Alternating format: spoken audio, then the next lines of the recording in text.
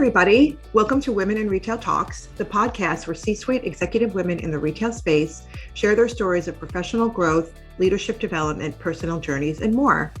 I'm Melissa Campanelli, the co-founder of the Women in Retail Leadership Circle, which is a membership-based community of executive women at leading retailers and brands. And joining me today is Ariel, Kaye, the founder and CEO of Parachute, a beloved home and lifestyle brand. In today's episode, we'll hear all about Ariel's career journey, why she founded Parachute, a little bit about her leadership style, and what she's most looking forward to as we round out 2022. So thanks so much for joining me today, Ariel.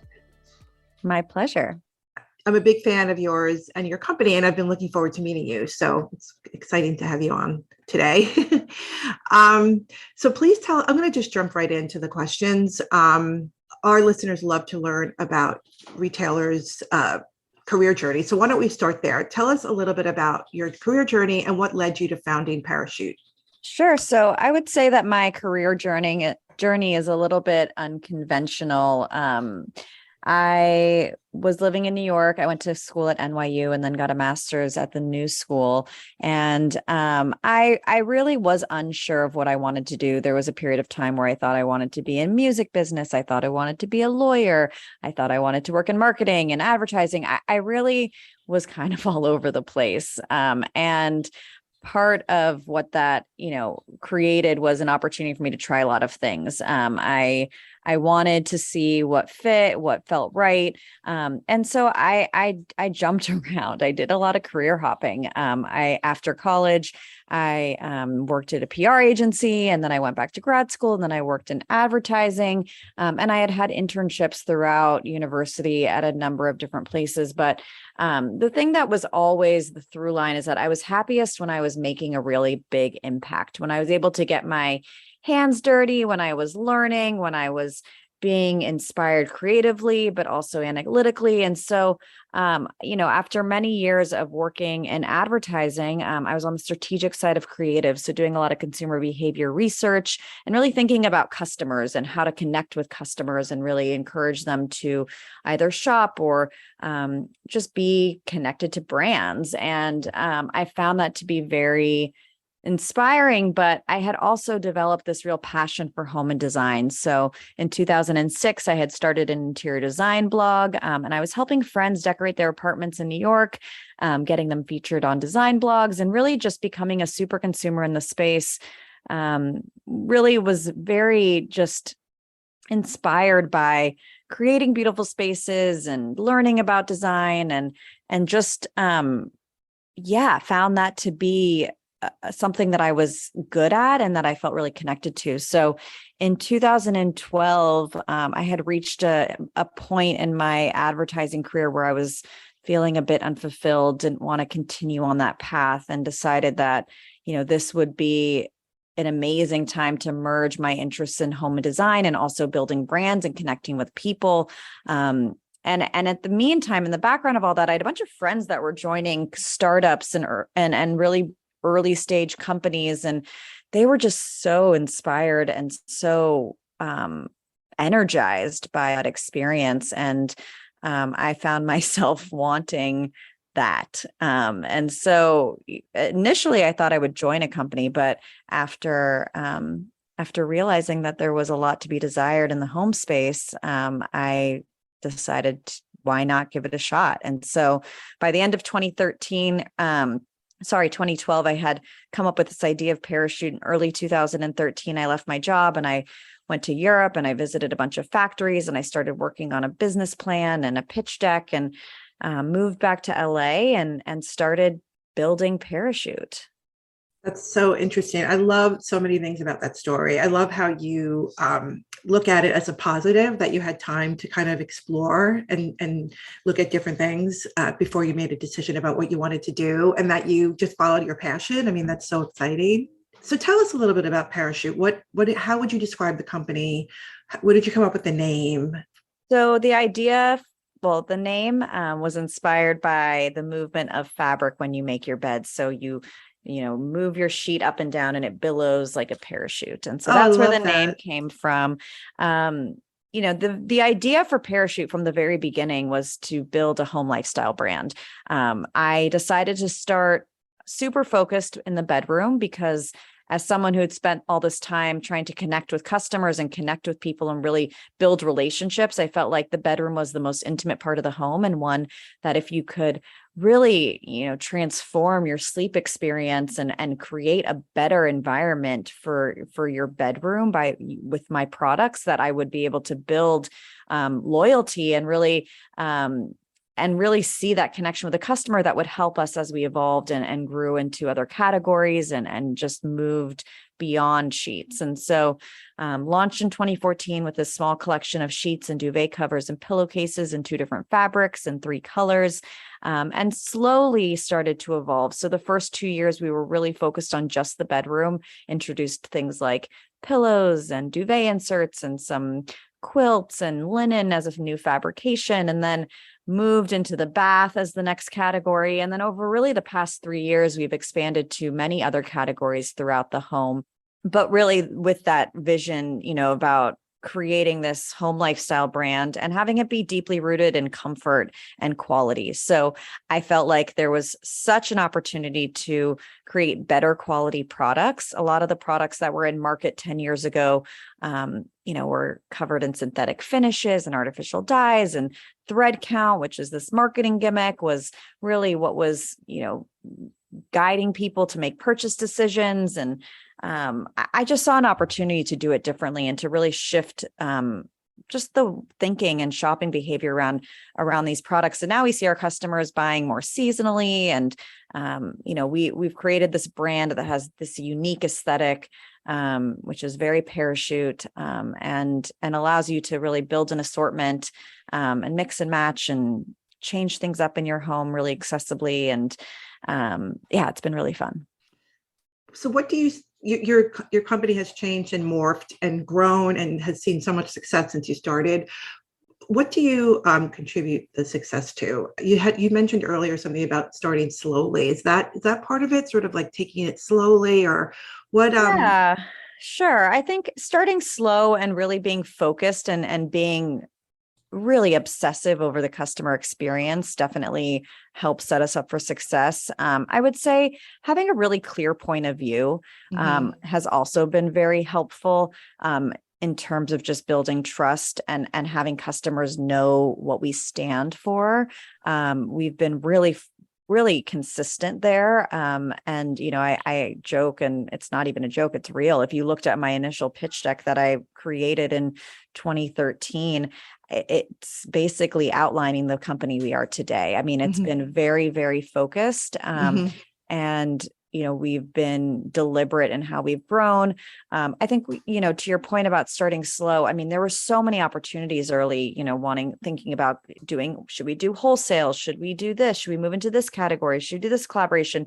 And we've said a lot of no's early on in order to protect the brand experience, and really just be thoughtful in terms of how we were growing.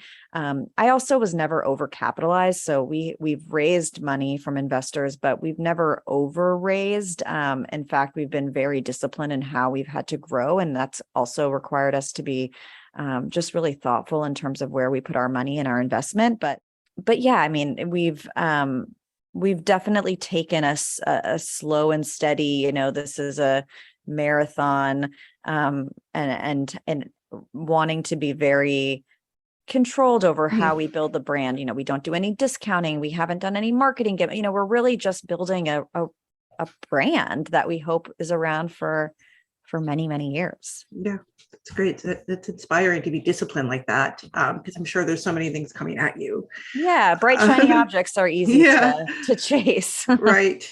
So I want to jump ahead a little bit and talk about you as a leader, as specifically something that maybe you've accomplished this past year that you're particularly proud of. That's a question that we always ask our folks when we interview them. Is there something that happened either this year, last year, as a leader that you're, proud of?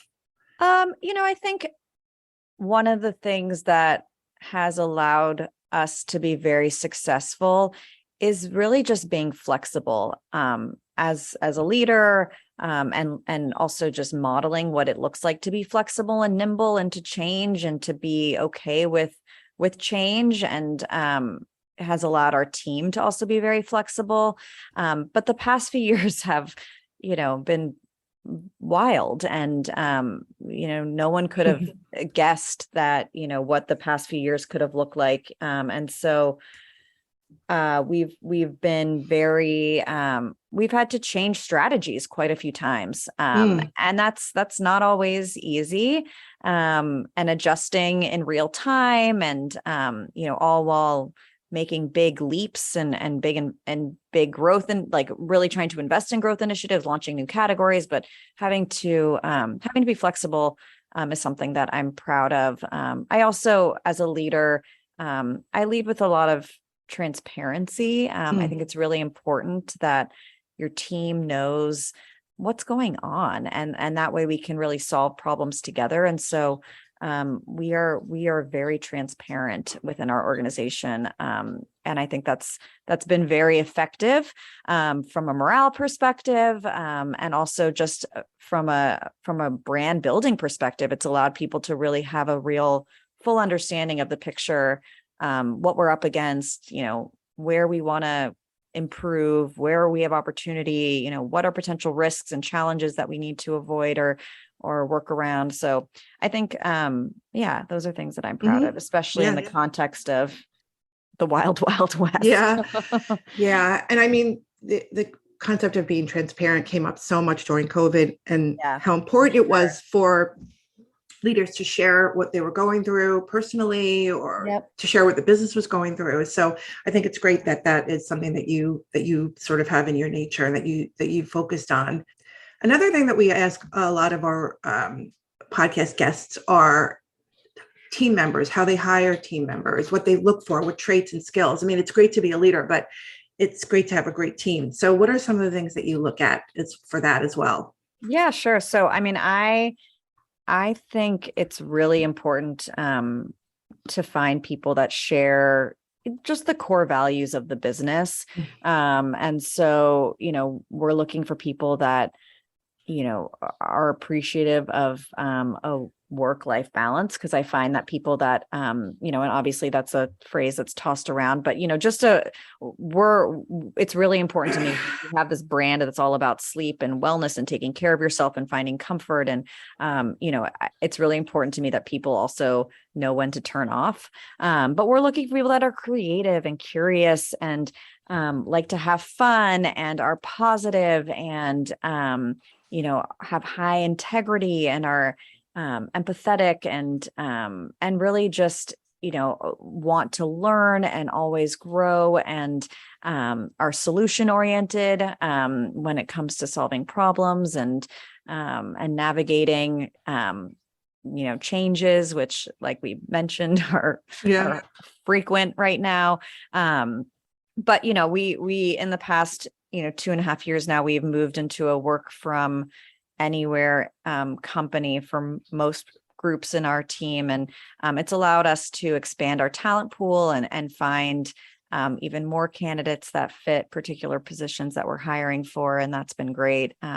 But building a company remote has been a very interesting experience, and one that I never thought that we would be challenged to do. And it puts a strain, I think, on any culture. Like, it's just harder to build culture and morale and rapport with people over Zoom. So yeah, that's great though, that you found success though in terms of hiring people and being able to have a wider pool. That's a good positive way of looking at it.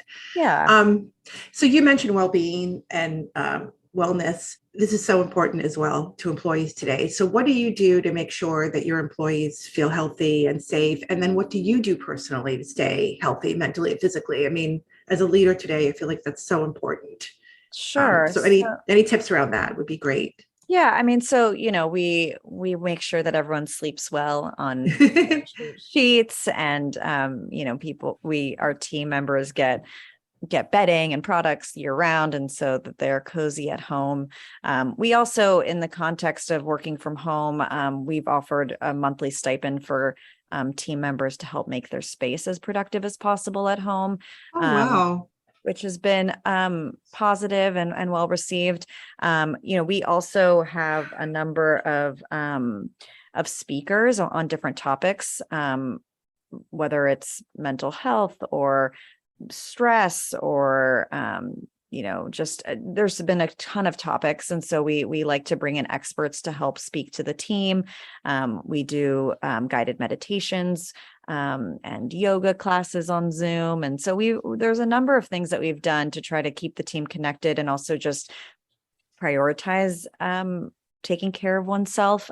What I do personally, exercise is a big part of the way that I stay healthy, both mentally and physically. But what I do as a leader is I actually put on my calendar very visibly the things that I'm doing during my day or after work. But I put them on my calendar so people can see that, yesterday at noon, I went to an exercise class. That was what I wanted to do to take care of myself. And, I put things on like, take my kid to school or pick her up or, go to lunch with a friend. I mean, I try to make it as obvious as possible how I'm spending my time. I think it's important that that the team sees, that I'm prioritizing the things that make me happy, that I'm taking breaks. And so that I think has been effective. And I hope encourages others to do the same. Yeah, that ties into the being transparent as a leader as well. Yeah, exactly. That's awesome. I think that's really important. It's so important to show that leadership. If leadership is taking the lead on taking care of themselves, it behooves everyone else to do the same. So yeah, I mean, and especially with, the way that people are working now, being that we're from home, I think people have different preferences in terms of how they work. Some people, we have kind of office hours where we expect everyone to be available to jump into meetings. And, but we also know that, I'm a firm believer that however you get your work done, Right. works for you. And so some people, that means working at night, working in the morning, I want people to just, you got to get into your groove, and whatever works for you is going to ultimately be best for the company. Yep. So just have a couple more questions. Sure. Mentorship is another question we ask a lot of our guests. How important has it been? I'm sure it's been important. How important has it been in your career? And do you have any mentors now that you work with? Or I'm sorry, mentees that you work with? Yeah, so it's been very important. So when I started Parachute, I had a really hard time raising money. And it was hard to meet people. And I ended up joining an accelerator program. And part of that program was an introduction to a ton of mentors and investors and experts in various parts of their fields. And the relationships that I have made over the years have been so influential and just important to me. So I have been on the receiving end of great mentorship, and I love to pay it forward. And I also find that mentorship is just a very reciprocal experience. I always learn from conversations I have with people that I mentor, or just people that are other founders or aspiring founders. I think that it's such an important relationship. And I also found early days of building Parachute that people were very generous with their time and happy to help. And, something that I've always it's always been important to me.